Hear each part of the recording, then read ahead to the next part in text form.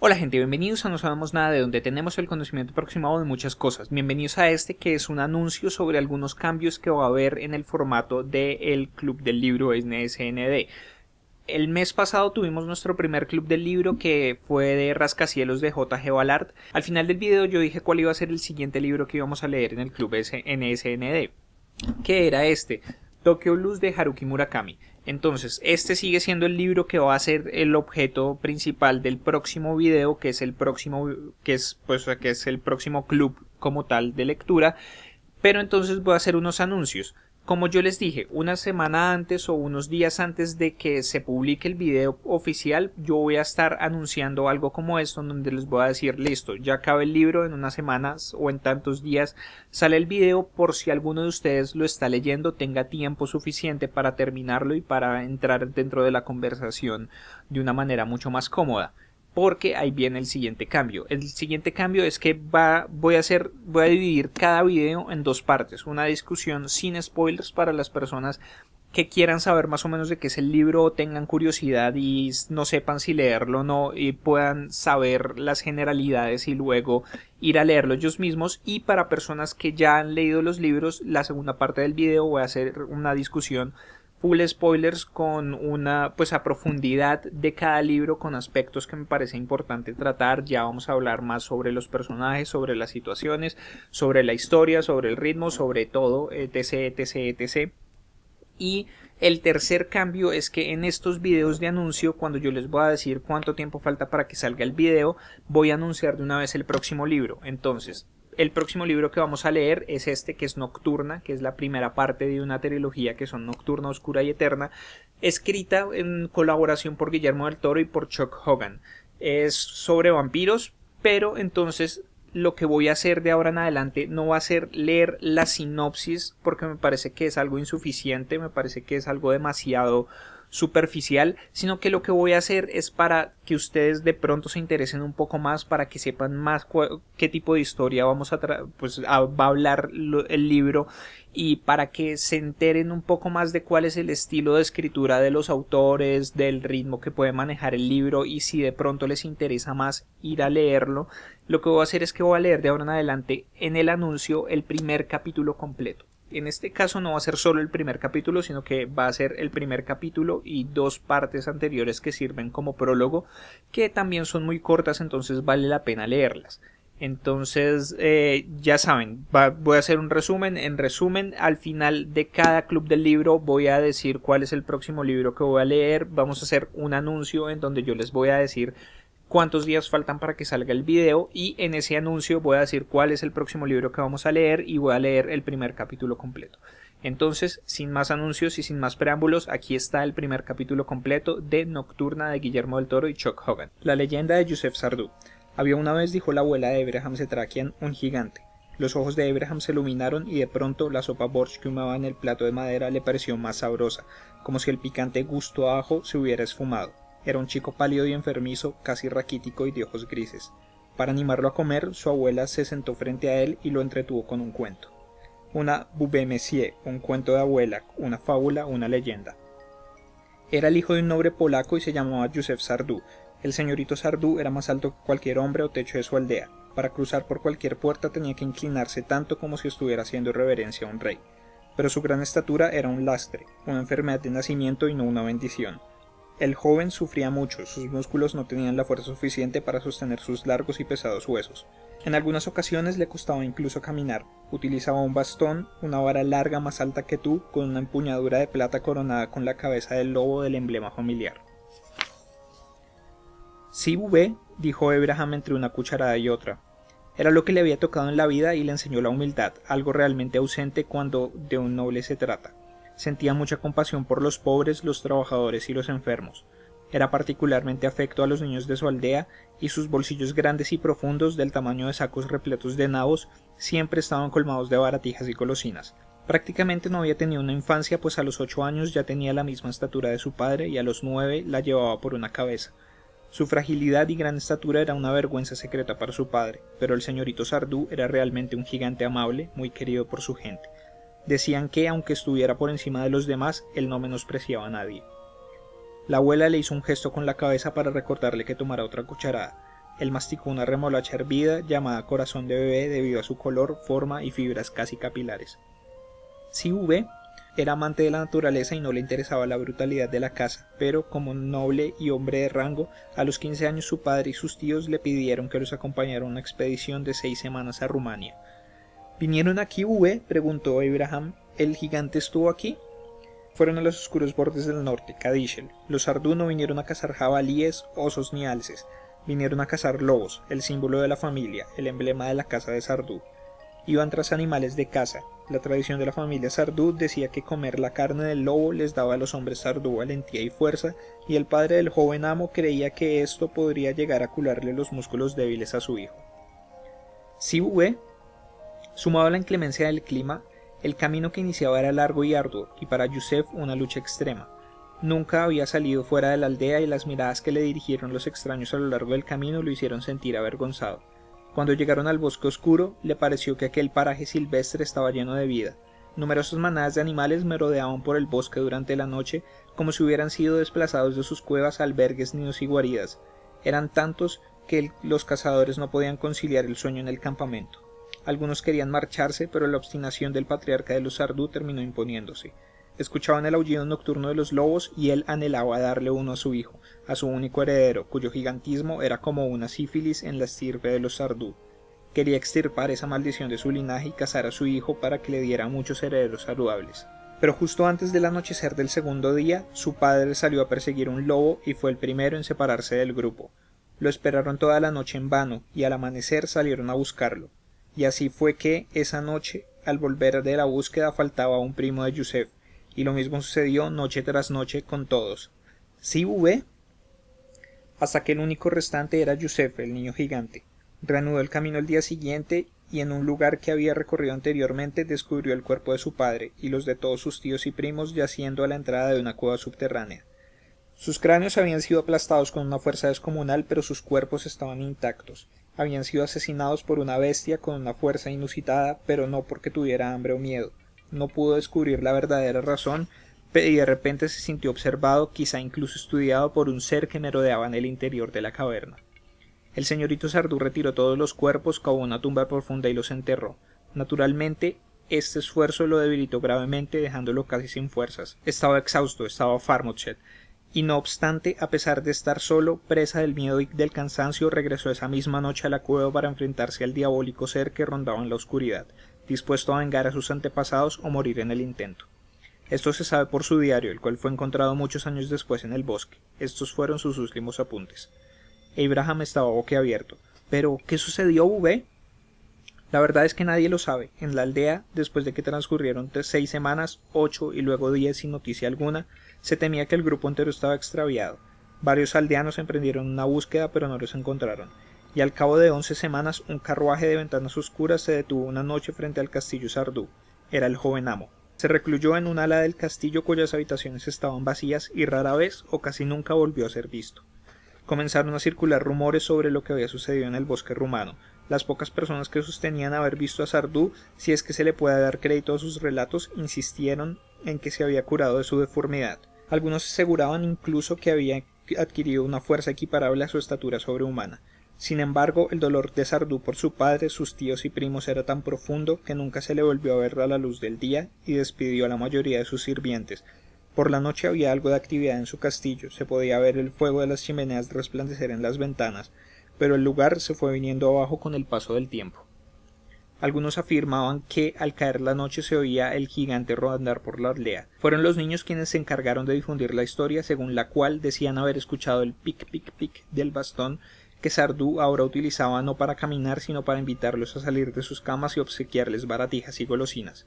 Los incrédulos eran invitados a mirar los hoyos del suelo, algunos justo afuera de las ventanas de sus habitaciones, pequeños hoyitos como si fueran de su bastón con la cabeza de lobo.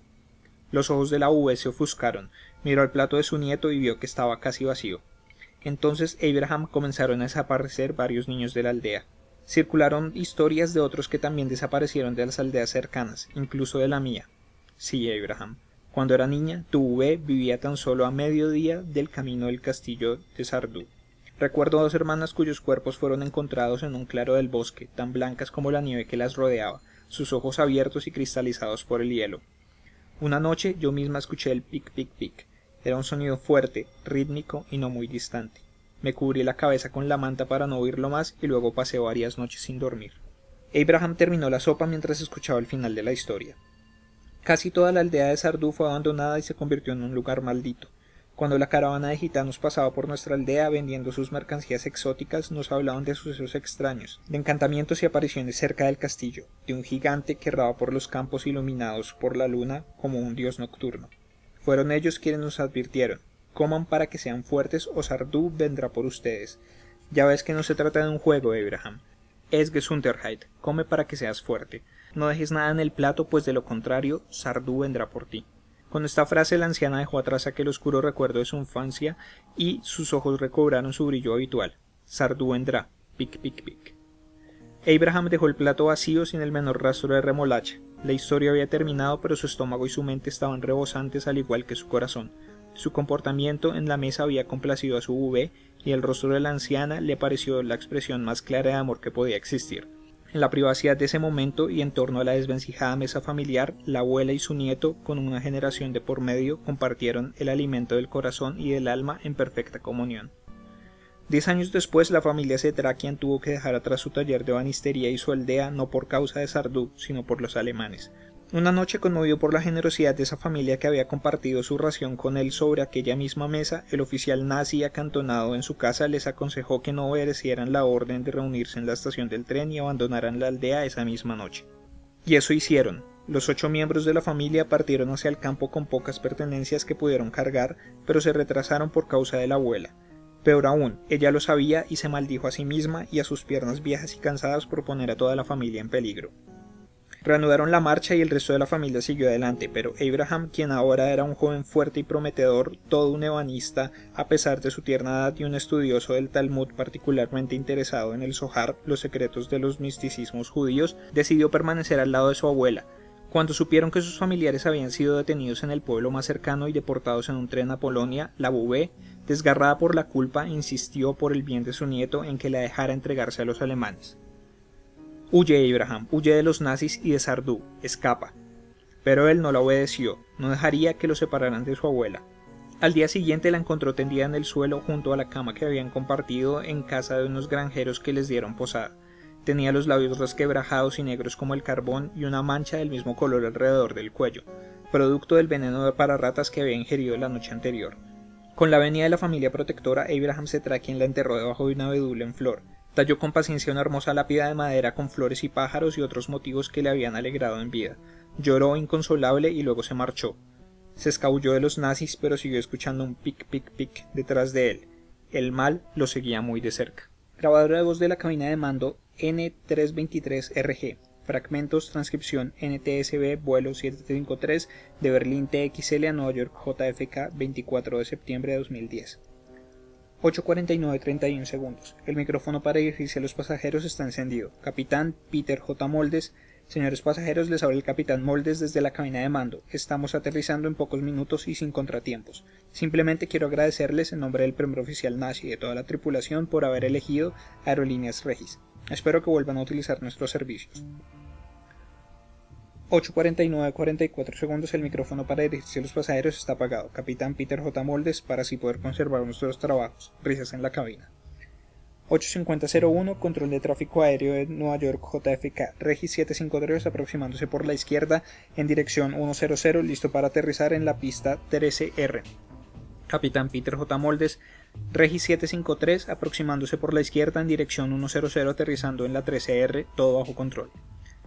8:50:15 segundos. El micrófono para dirigirse a los pasajeros está encendido. Capitán Peter J. Moldes, auxiliares de vuelo, prepárense para aterrizar. 8:50:18 segundos. El micrófono para dirigirse a los pasajeros está apagado. Ronald W. Nash, cuarto, primer oficial. Equipo de aterrizaje listo. Capitán Peter J. Moldes, siempre es agradable regresar a casa. 8:50:41 segundos. Ruido de un golpe, estática, sonido agudo. Fin de la transmisión. El aterrizaje. Torre de control del aeropuerto internacional JFK. Le decían el plato, era de un verde monocromado y brillante. El JFK llevaba más de 2 años esperando nuevas pantallas de colores, como un plato de sopa de guisantes al que le hubieran agregado grupos de letras con señales luminosas codificadas. Cada señal luminosa representaba cientos de vidas humanas o almas, por decirlo en la antigua jerga náutica que perdura hasta el día de hoy en la navegación aérea. Cientos de almas. Tal vez era por eso que todos los controladores de tráfico aéreo le decían Jimmy el Obispo a Jimmy Mentis. El obispo era el único controlador aéreo que permanecía de pie durante su turno de 8 horas, con un lápiz número 2 en su mano y caminando de un lado para el otro de la torre de control a 98 metros sobre el aeropuerto internacional John F. Kennedy, desde donde hacía aterrizar a los aviones comerciales que arribaban a Nueva York como un pastor orientando a su rebaño. Utilizaba el borrador rosado para visualizar la nave que tenía bajo su control y observaba la distancia entre las aeronaves en lugar de recurrir exclusivamente a la pantalla bidimensional de su radar. Allí, donde a cada segundo titilaban cientos de almas. United 642 doble a la derecha en la dirección 100, suba a 5000 pies. Pero no podías pensar así cuando estabas en el plato. No podías pensar demasiado en todas esas almas cuyos destinos estaban bajo tu control. Seres humanos confinados dentro de misiles alados que volaban por los aires. Es imposible estar pendiente de todo. Los aviones en tu plato, los controladores a tu alrededor sosteniendo conversaciones codificadas a través de sus auriculares, los otros aviones en sus platos y también la torre de control del aeropuerto La Guardia. Y las de cada aeropuerto en cada ciudad de Estados Unidos y de todo el mundo. Calvin Voss, el administrador de control de tráfico aéreo y supervisor inmediato de Jim el Obispo, se le acercó por detrás. Se había tomado un corto descanso, de hecho, aún estaba masticando comida. ¿Cómo vas con Regis 753? El 753 ya aterrizó. Jimmy el Obispo miró rápidamente su plato para confirmarlo. Se está acercando a la puerta. Miró de nuevo la plantilla de las puertas de embarque buscando el 753. ¿Por qué? El radar terrestre dice que tenemos una nave detenida en Foxtrot. En la pista de rodaje, Jimmy miró otra vez su plato asegurándose de que todos los comandos estuvieran funcionando bien y abrió de nuevo su canal DL753. Regi 753, aquí la torre de control del JFK. No recibió respuesta y lo intentó de nuevo. Regi 753, aquí la torre de control del JFK. Adelante. Esperó, pero no escuchó ni siquiera el clic del radio. Regi 753, aquí la torre de control del JFK. ¿Me escucha? Un auxiliar se les acercó por detrás. ¿Un problema con el sistema de comunicación?, sugirió. Seguramente es un fallo mecánico serio, contestó Calvin Voss. Alguien dijo que el avión se había oscurecido. ¿Oscurecido?, exclamó Jim el Obispo, pensando en el golpe de suerte que hubiera sido que una nave presentara desperfectos mecánicos serios justo después de aterrizar. Memorizó el número 753 para jugarlo en la lotería cuando regresara a casa. Calvin conectó su auricular en el Beacom de Jimmy. Regi 753, aquí la torre de control del JFK. Por favor, responda. Regi 753, aquí torre, cambio. Esperó, pero no hubo respuesta. Jimmy el Obispo miró los puntos luminosos en el plato. No había señales de alerta y ningún avión mostraba problemas. Será mejor desviarlos lejos de Foxtrot, dijo. Calvin desconectó el auricular y retrocedió. Su mirada se concentró en la media distancia, observando más allá de la consola de Jimmy por las ventanas de la cabina de la torre, en dirección a la pista de rodaje. Su mirada denotaba tanta confusión como preocupación. Necesitamos despejar Foxtrot, se dirigió al auxiliar de tráfico. Envía a alguien para que haga una inspección visual. Jimmy el Obispo se agarró el abdomen como si quisiera meter la mano debajo de su piel para mitigar la náusea que sentía en la boca del estómago. Su profesión era básicamente la de un partero, pues ayudaba a los pilotos a sacar sus aviones llenos de almas fuera del útero del vacío y los conducía a la tierra, sanos y salvos. Sintió punzadas de temor al igual que un médico al recibir su primer nacido muerto.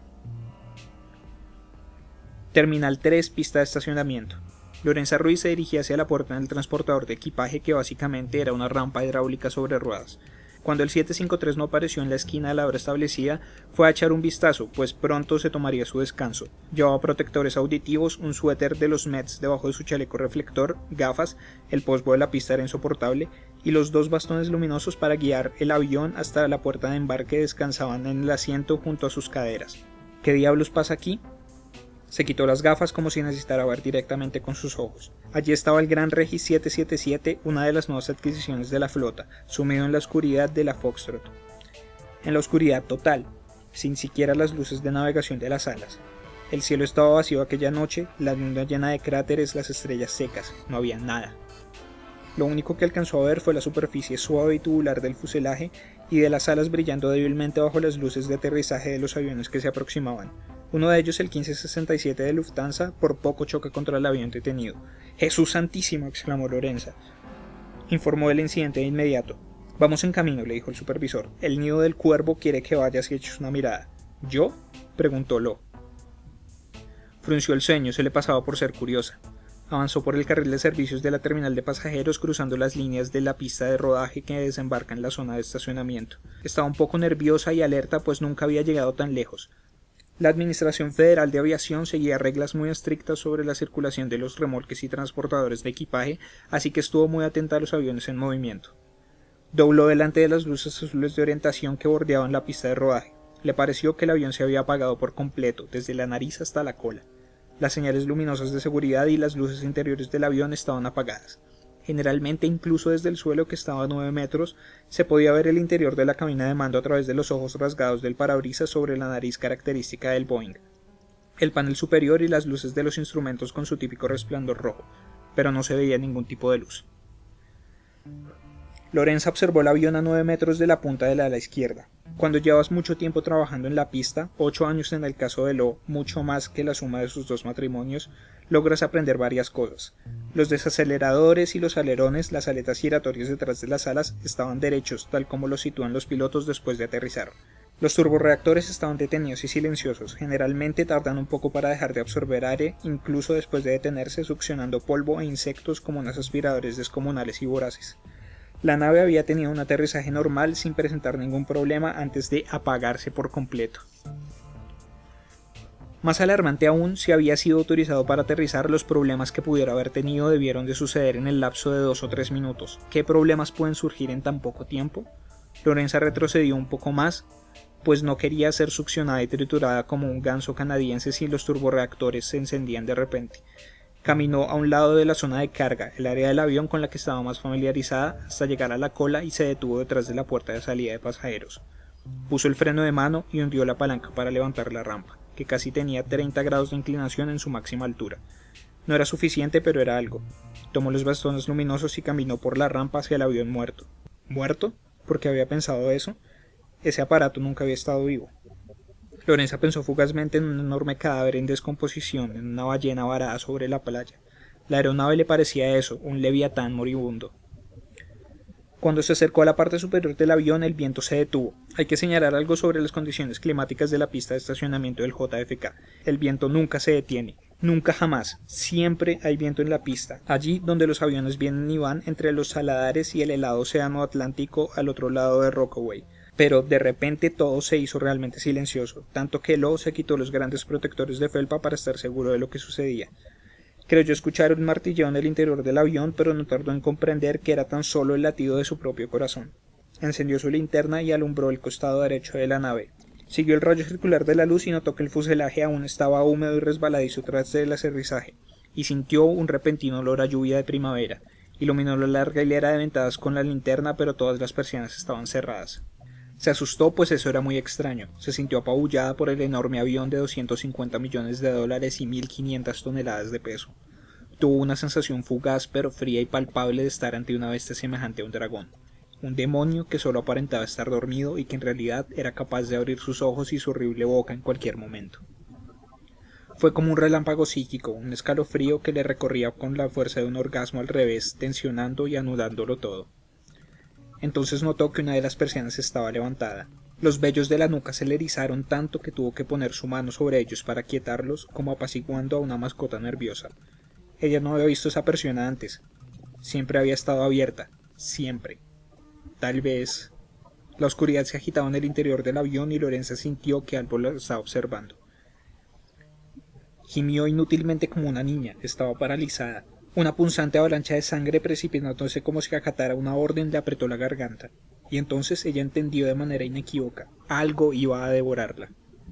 La ráfaga de viento comenzó de nuevo como si no hubiera amainado nunca, y Lo no necesitó ninguna otra insinuación. Bajó la rampa, saltó al interior del transportador y salió marcha atrás, activando la bocina de alerta con la rampa todavía levantada. El chirrido que escuchó provenía de una de las luces azules de la pista de rodaje que se había atascado debajo de los neumáticos del transportador a medida que se alejaba a toda prisa, rodando entre el césped y la pista, dirigiéndose hacia las luces de media docena de vehículos de emergencia que se aproximaban. Torre de control del Aeropuerto Internacional JFK. Calvin Bus se había puesto otro par de auriculares y estaba dando las respectivas órdenes de rigor de acuerdo con las instrucciones de la Administración Federal de Aviación para casos de incursiones en la pista de rodaje. Todas las salidas y llegadas de vuelos fueron suspendidas en un espacio aéreo de 8 kilómetros alrededor del JFK. Eso significaba que el volumen de tráfico se acumularía rápidamente. Calvin canceló los descansos y les ordenó a los controladores de turno que rastrearan el vuelo 753 en todas las frecuencias disponibles. Era lo más cercano al caos que había visto Jimmy el obispo en la torre del JFK. Los funcionarios de autoridad portuaria, de traje y corbata, murmurando en sus nextels, se habían apretujado detrás de él y eso no era buena señal. Es curioso cómo las personas se reúnen espontáneamente cuando se enfrentan a lo inexplicable. Jimmy el obispo intentó llamar su atención sin obtener resultados. Uno de los funcionarios le preguntó: ¿hay señales de secuestro? No, dijo Jimmy el obispo, nada. ¿Alarma contra incendios? Por supuesto que no. ¿Y la alarma de la puerta de cabina? Preguntó otro. Jimmy el obispo concluyó que habían entrado en la etapa de preguntas estúpidas de la investigación. Se armó de la paciencia y el buen juicio que hacían de él un exitoso controlador de tráfico aéreo. La nave aterrizó y llegó sin problemas. El Regi 753 confirmó la puerta de embarque asignada y abandonó la pista de aterrizaje. Yo observé el radar y lo transferí al departamento de seguridad del aeropuerto. Tal vez el piloto tuvo que apagarla, dijo Calvin con una mano sobre el micrófono de sus auriculares. Tal vez, replicó Jimmy el obispo, o tal vez se apagó. ¿Entonces por qué no han abierto una puerta?, preguntó un funcionario. Jimmy el obispo ya estaba pensando en eso. Por regla general, los pasajeros no permanecen sentados un minuto más del necesario una vez que el avión se ha detenido en la puerta de embarque. La semana anterior, un JetBlue que había despegado de Florida estuvo a punto de sufrir un motín y solo porque las rosquillas del refrigerio estaban rancias. Y ahora resultaba que los pasajeros del 753 llevaban unos 15 minutos sentados en total oscuridad. Tiene que haber comenzado a subir la temperatura. Si el sistema eléctrico está apagado, el aire no circulará ni habrá ventilación dentro del avión, comentó Jimmy el obispo. ¿Qué demonios está esperando entonces?, saltó otro funcionario. Jimmy el obispo percibió que la ansiedad iba en aumento. ¿Qué tal si no pueden moverse?, murmuró antes de decir algo de lo que podría arrepentirse. ¿Te refieres a que han sido tomados como rehenes?, le preguntó el funcionario. El obispo asintió en silencio, pero no estaba pensando en eso. Por alguna razón, en lo único que pensaba era en almas. Pista de rodaje Foxtrot.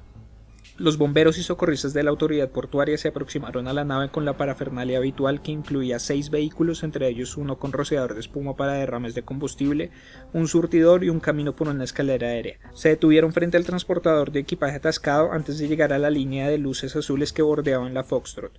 El capitán Sean Navarro saltó de la parte posterior del camión con la escalera y se plantó frente al avión inerte con su traje de bombero y su casco. Las luces de los vehículos de rescate titilaban contra el fuselaje, dotando a la nave de un latido rojo y falso. Parecía un avión vacío para una rutina de entrenamiento nocturno. El capitán Navarro se dirigió al frente del camión y se subió al lado de Benny Schuffer, el conductor. Llama al equipo de mantenimiento y pídeles que traigan luces, luego sitúate detrás del ala. Las órdenes son mantenernos alejados, dijo Benny. Ese avión está lleno de gente, señaló el capitán Navarro. No nos pagan para iluminar pistas, sino para salvar vidas. Benny se encogió de hombros e hizo lo que le había indicado el capitán. Navarro salió de la cabina, trepó el techo y Benny alzó el boom para llevarlo hasta el ala. El capitán Navarro encendió su linterna y subió el borde de la salida que estaba entre los dos alerones elevados, pisando con sus botas justo donde decían letras grandes y negras: «No pisar aquí». Caminó sobre el ala, que estaba a 6 metros de altura, y llegó a la salida de emergencia, la única puerta de la nave que posee un mecanismo de apertura exterior.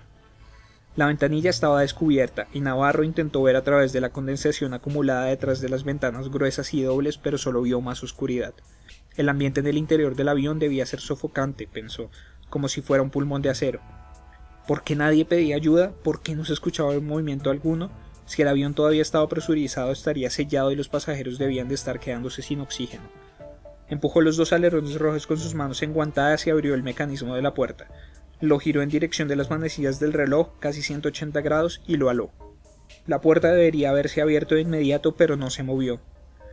Aló de nuevo en vano y comprendió que todo este esfuerzo sería inútil. Era imposible que la puerta estuviera trancada del otro lado. La manija debía de estar obstruida, ¿o sería que algo la estaba sujetando desde adentro? Regresó al extremo superior de la escalera, vio la luz anaranjada girando en las farolas de uno de los vehículos del aeropuerto que venía del muelle internacional. Cuando estuvo lo suficientemente cerca, el capitán distinguió las chaquetas azules de los agentes de la Administración para la Seguridad del Transporte que iban en el interior. «Aquí vamos», murmuró el capitán Navarro bajando por la escalera. Eran 5 en total y en el momento de las presentaciones el capitán Navarro no hizo ningún esfuerzo para recordar sus nombres.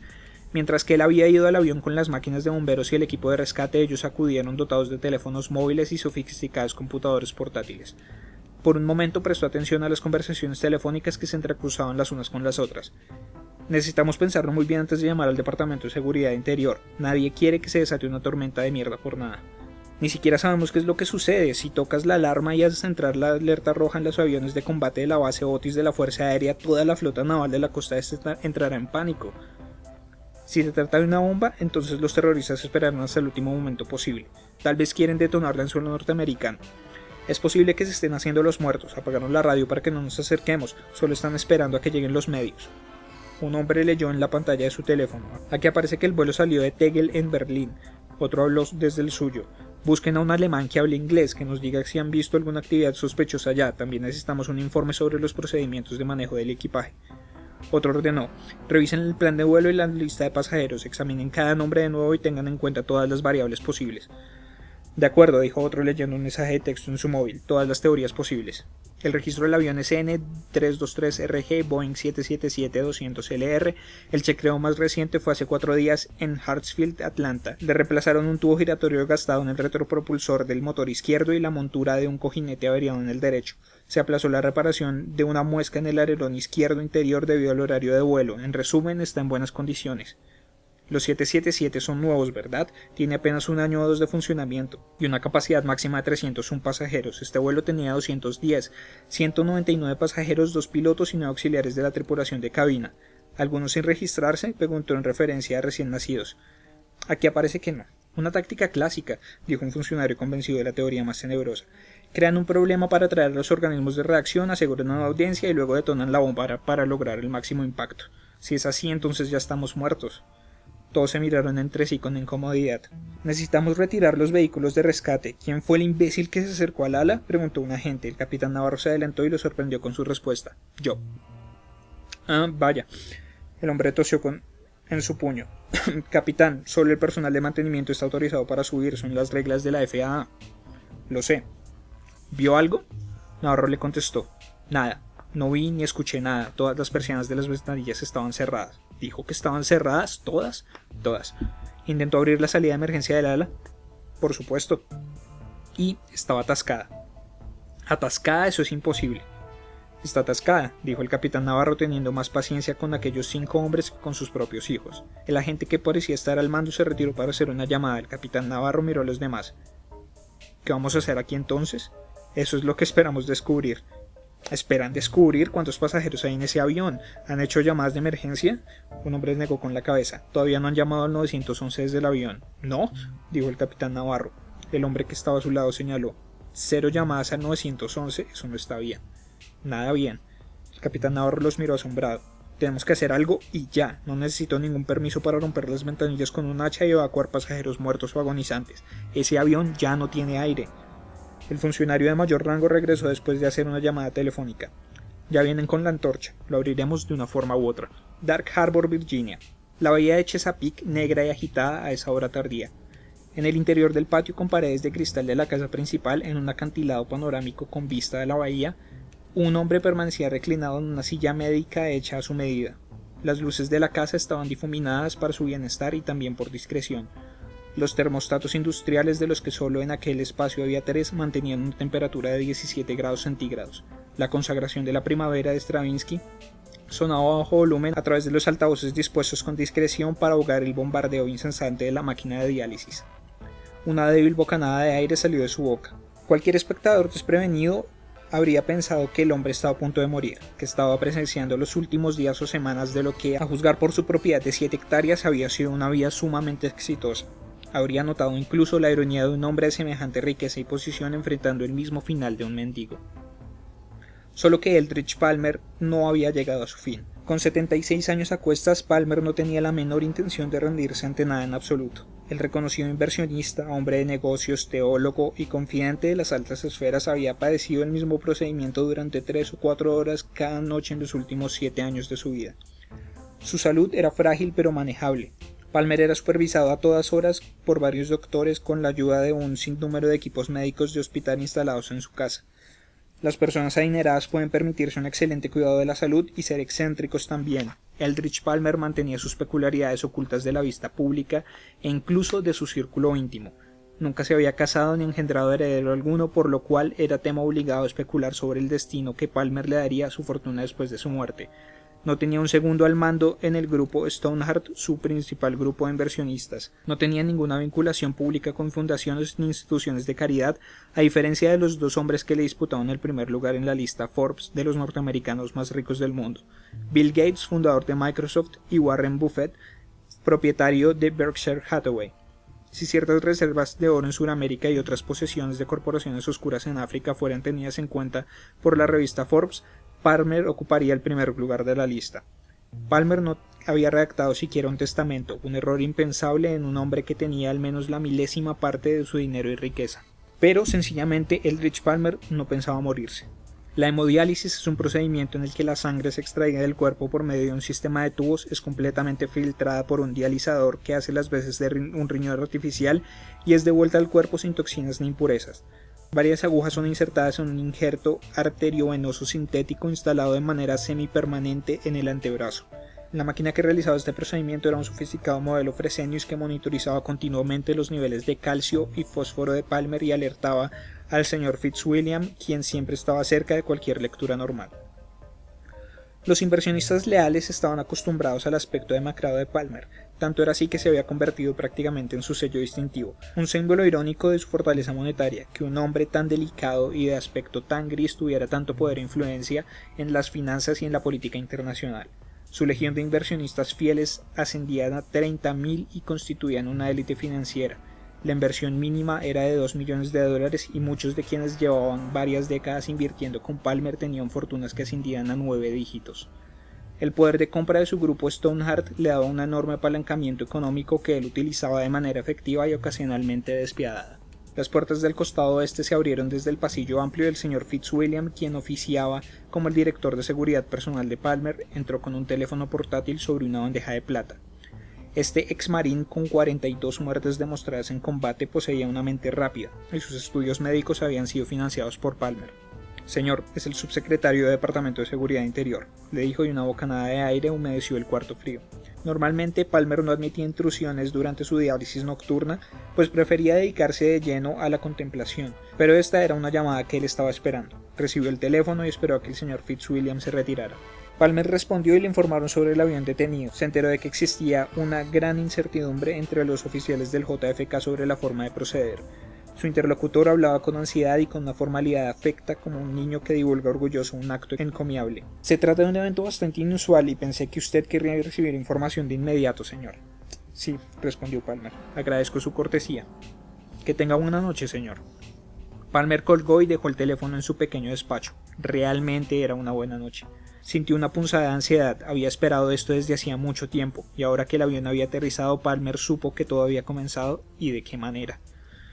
Se dio la vuelta bruscamente hacia el televisor de plasma que estaba en la pared lateral y utilizó el control remoto del brazo de su silla para activar el sonido. No vio ninguna noticia sobre el avión, pero pronto. Presionó el botón del intercomunicador. El señor Fitzwilliam contestó. «Sí, señor». «Que preparen el helicóptero, señor Fitzwilliam. Tengo que ocuparme de un asunto en Manhattan». Eldridge Palmer apagó el televisor y luego observó por el enorme ventanal hacia la gran bahía de Chesapeake, negra y turbulenta, ligeramente al sur del lugar donde el plateado Potomac desembocaba en las oscuridades profundas. Pista de rodaje Foxtrot. El equipo de mantenimiento estaba introduciendo tanques de oxígeno en el avión por debajo del fuselaje. La incisión era un procedimiento de emergencia de último recurso. Todas las aeronaves comerciales estaban equipadas con zonas destructibles. La del 777 estaba en la parte posterior del fuselaje, debajo de la cola entre las puertas de carga en el costado derecho del avión. Las siglas LR del Boeing 777-200R significaban rango extenso, correspondientes a un modelo con una autonomía de vuelo de 9.000 millas náuticas, casi 17.000 kilómetros, y con capacidad de 200.000 litros de combustible almacenados en 3 tanques auxiliares, además de los situados en el interior de las alas. Era por eso por lo que este tipo de aviones debían tener una zona que pudiera abrirse sin peligro. Los integrantes del equipo de mantenimiento estaban utilizando una cortadora Aircare, una antorcha exotérmica muy utilizada en situaciones de desastre, no solo por ser muy portátil, sino también porque funcionaba con oxígeno y no con gases secundarios peligrosos como el acetileno. podrían tardar 1 hora en perforar el grueso casco del fuselaje. Nadie esperaba un final feliz, ninguno de los pasajeros había llamado al 911. No había luces, sonidos ni señales de ningún tipo en el interior del Regis 753. La situación era realmente desconcertante. Un vehículo de servicios de emergencia de la autoridad portuaria avanzó por la pista de estacionamiento y se detuvo detrás de los potentes reflectores que apuntaban al jet. Los integrantes del equipo SWAT estaban entrenados para atender evacuaciones, rescate de rehenes y neutralizar asaltos antiterroristas a puentes, túneles, terminales de buses, aeropuertos, líneas ferroviarias y puertos marítimos de Nueva York y Nueva Jersey. Las fuerzas de choque estaban equipadas con corazas blindadas y ametralladoras Heckler Koch. Un par de pastores alemanes husmearon el equipo de aterrizaje, 2 juegos de 6 llantas enormes y siguieron con sus hocicos el aire como si también fueran capaces de oler un problema. El capitán Navarro se preguntó si realmente habría alguien a bordo. ¿Acaso en la serie televisiva La Dimensión Desconocida no aparecía un avión que aterrizaba vacío? El equipo de mantenimiento encendió las antorchas Archer y estaba comenzando a trabajar debajo del casco cuando uno de los perros comenzó a ladrar. El animal aulló a pesar de su bozal mientras daba vueltas en pequeños círculos. El capitán Navarro vio a Benny Schuffer subido en una escalera y señalando la parte central de la aeronave. Una sombra negra y delgada apareció ante sus ojos, un corte vertical de un negro profundo alterando la superficie completamente suave del fuselaje. Era la puerta de salida sobre el ala, la misma que el capitán Navarro no había podido abrir. Ahora estaba abierta. Le pareció insólito, pero Navarro guardó silencio, perplejo por lo que había visto. Quizá una falla en el pestillo o un defecto en la función de la manija. Tal vez no lo había intentado con suficiente fuerza, o quizá alguien había abierto la puerta finalmente. Torre de control del Aeropuerto Internacional JFK. La autoridad portuaria inspeccionó el equipo de audio de Jimmy el Obispo, quien estaba de pie como siempre, preparado para observar atentamente en compañía de otros controladores, cuando los teléfonos comenzaron a sonar desaforadamente. Está abierto, informó uno de los controladores. Alguien abrió la 3L. Todos intentaban ver de pie. Jimmy el Obispo observó el avión iluminado desde la cabina de la torre. La puerta no se veía abierta desde allí. ¿Desde adentro?, preguntó Calvin Voss. ¿Ha salido alguien? El controlador negó con la cabeza con el teléfono todavía en la mano. Todavía no. Jimmy el Obispo tomó un par de binóculos pequeños de la repisa y observó el Regis 753. Allí estaba, era una pequeña mancha negra encima del ala, un filón de sombra como una lágrima fúnebre sobre el casco de la aeronave. Jimmy sintió la boca completamente reseca. Las puertas se abren ligeramente si se les quita el seguro, pero luego giran y se repliegan contra la pared interior. Así que técnicamente lo único que había sucedido era que la esclusa del aire se había desconectado. La puerta todavía no estaba realmente abierta. Dejó los binóculos entre la repisa y se retiró. Por alguna razón su mente le estaba diciendo que era un buen momento para huir. Pista de rodaje Foxtrot. Los sensores de gas y radiación elevados a la altura de la puerta no mostraron resultados anormales. Un oficial de la unidad de emergencia que estaba acostado sobre el ala logró abrir la puerta unos pocos centímetros más con la ayuda de una polea larga con un gancho en la punta, mientras que 2 agentes del escuadrón SWAT lo cubrían desde la pista. Introdujo un micrófono parabólico que captó una amplia gama de timbres y sonidos. Eran las llamadas sin respuesta repicando en los teléfonos móviles de los pasajeros con un sonido inquietante y lastimero como pequeñas alarmas personales de angustia. Luego insertaron un espejo sujetado a la punta de una vara, una versión gigante del instrumento dental que se utiliza para extraer las muelas cordales. Lo único que alcanzaron a ver fueron 2 asientos plegados y vacíos. Las órdenes transmitidas por los megáfonos resultaron infructuosas. No había ninguna respuesta en el interior de la aeronave, ni luces, ni movimientos, ni nada. 2 oficiales de la unidad ESU, protegidos con corazas livianas, permanecían alejados de las luces de la pista de rodaje para dar instrucciones. Observaron un plano del avión que mostraba a 10 pasajeros sentados por donde entrarían, 3 en cada una de las hileras laterales y 4 en el medio. El interior del aeroplano era estrecho y decidieron reemplazar sus ametralladoras HK por Glocks 17 que eran más manejables y se prepararon para combatir en aquel espacio cerrado. Se pusieron las máscaras antigas dotadas con radio y lentes de visión nocturna y guardaron los gases paralizantes, las esposas y las municiones adicionales en sus cinturones. Unas cámaras con lentes infrarrojos del tamaño de palillos de dientes remataban sus cascos. Subieron por la escalera de bomberos y avanzaron hacia la salida de emergencia. Se recostaron contra el fuselaje a ambos lados de la puerta. Uno de ellos la empujó con su bota y entró agachado hasta alcanzar el panel divisorio más cercano, permaneciendo a la espera y sentado en el piso. Un compañero suyo no tardó en seguirlo. El megáfono habló por ellos. Ocupantes del Regis 753, les habla la autoridad portuaria de Nueva York, Nueva Jersey. En este momento estamos ingresando en la aeronave. Por su seguridad les pedimos el favor de permanecer sentados con las manos sobre sus cabezas.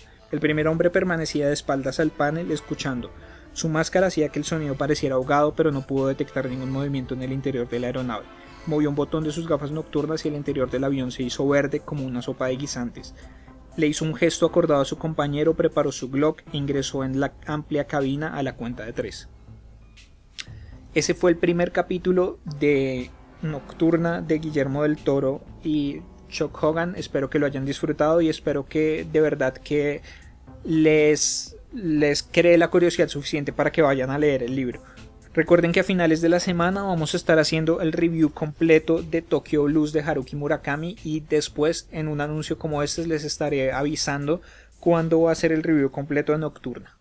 Gracias y nos vemos en una próxima oportunidad. Hasta luego.